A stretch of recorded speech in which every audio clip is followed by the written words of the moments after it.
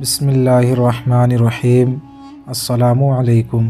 خانہ کعبہ کے سائے میں حضرت عبد المطلب کے لیے ایک تخت بچھایا جاتا تھا۔ عبد المطلب آ کر اس تخت پر بیٹھ جاتے، ان کے سارے بیٹے ان کے ارد گرد بیٹھتے، لیکن اس مسند پر کوئی نہ بیٹھتا۔ ایسے میں اگر حضور صلی اللہ علیہ وسلم تشریف لے آتے تو سیدھے اس تخت پر جا بیٹھتے۔ اس وقت آپ بہت چھوٹے تھے۔ آپ کے چچا آپ کو تخت سے اتارنا چاہتے تو عبد المطلب انہیں روک دیتے اور ان سے کہتے، میرے بیٹے کو کچھ نہ کہو، اللہ کی قسم اس کی بہت بڑی شان ہوگی۔ یہ کہنے کے بعد عبد المطلب نبی کریم صلی اللہ علیہ وآلہ وسلم کو اپنے ساتھ بیٹھا لیتے اور آپ کو دیکھ کر بہت خوش ہوتے۔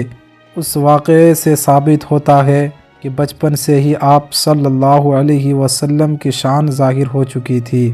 آپ صلی اللہ علیہ وسلم کی عمر 6 سال تھی کہ آپ کی والدہ آپ کو آپ کے دادا کے ننھیال میں لے آئے۔ ایک دن ایک یہودی نے آپ کو دیکھا تو بار بار دیکھنے لگا۔ آخر اس سے رہا نہ گیا، پوچھنے لگا، اے لڑکے تیرا نام کیا ہے؟ آپ صلی اللہ علیہ وسلم نے جواب میں فرمایا، احمد۔ اس پر اس نے آپ کی پشت مبارک کی طرف دیکھا۔ اس وقت اس نے کہا، یہ اس امت کا نبی ہے۔ پھر وہ اپنے لوگوں میں گیا، اس نے انہیں بھی یہ بات بتائی۔ ان لوگوں نے یہ بات آپ صلی اللہ علیہ وسلم کی والدہ محترم کو بتائی۔ اس پر حضرت آمنہ کو خوف محسوس ہوا اور وہ آپ کو مدینہ منورہ سے واپس لے آئے۔ مکہ کے لوگ رات کے وقت ایک دوسرے کو کہانیاں سناتے تھے۔ سنانے والے کے گرد لوگ جمع ہو جاتے۔ سننے والوں میں ہر عمر کے لوگ ہوتے تھے۔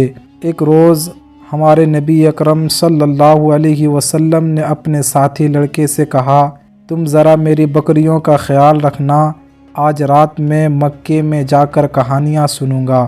آپ اس زمانے میں مکے کے نواح میں بکریاں چرایا کرتے تھے۔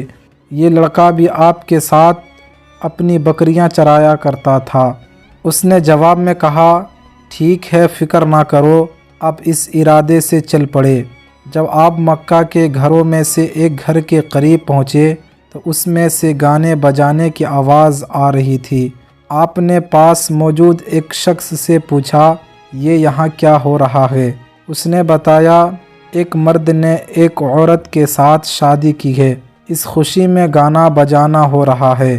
آپ نے جو ہی گانے کی طرف توجہ دی، آپ کو سخت نیند آ گئی اور آپ سو گئے۔ صبح سورج نکلنے پر آپ بیدار ہوئے اور اٹھ کر اپنے ساتھی لڑکے کے پاس چلے گئے۔ اس نے جب رات کی تفصیل پوچھی تو آپ نے اسے بتا دیا کہ کیا ہوا تھا۔ اس طرح ایک اور دن آپ نے اس سے فرمایا، تم آج رات میری بکریوں کا خیال رکھنا، میں مکے میں جا کر کہانیاں سنوں گا۔ اس نے کہا، ٹھیک ہے۔ آپ مکے کی طرف روانہ ہوئے۔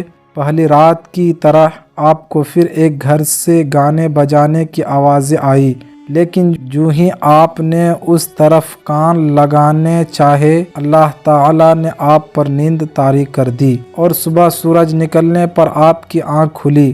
آپ فرماتے ہیں، اللہ کی قسم، پھر مجھے دھوپ ہی نے اٹھایا۔ آپ اپنے ساتھی کے پاس لوٹ آئے۔ اس نے پھر رات کی کیفیت کے بارے میں پوچھا تو آپ نے ساری بات بتا دی۔ آپ صلی اللہ علیہ وسلم ان دو واقعات کا ذکر کرنے کے بعد فرماتے ہیں، اللہ کی قسم، اس کے بعد نہ میں نے کبھی ایسا ارادہ کیا، نہ اس طرح کے کسی کام کے لیے دوبارہ گیا، یہاں تک کہ اللہ تعالیٰ نے مجھے نبوت کا اعزاز بخشا۔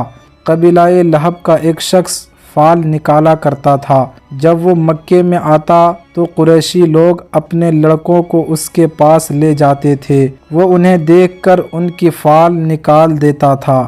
ایک مرتبہ ابو طالب کی باقی لڑکوں کے ساتھ آپ صلی اللہ علیہ وسلم بھی تشریف لے آئے۔ اس فال کو نکالنے والے نے ایک نظر آپ صلی اللہ علیہ وسلم کو دیکھا، پھر اپنے کام میں مصروف ہو گیا۔ فارغ ہوا تو بولا، اس لڑکے کو میرے پاس لاؤ۔ ابو طالب نے کوئی خوف محسوس کیا اور آپ کو اس کے پاس سے ہٹا دیا۔ اس پر وہ بولا، اس لڑکے کو میرے پاس لاؤ جسے میں نے ابھی دیکھا تھا۔ اللہ کی قسم، اس لڑکے کی شان ضرور عظیم ہوگی۔ ابو طالب فوراً آپ کو وہاں سے لے کر چل دیے۔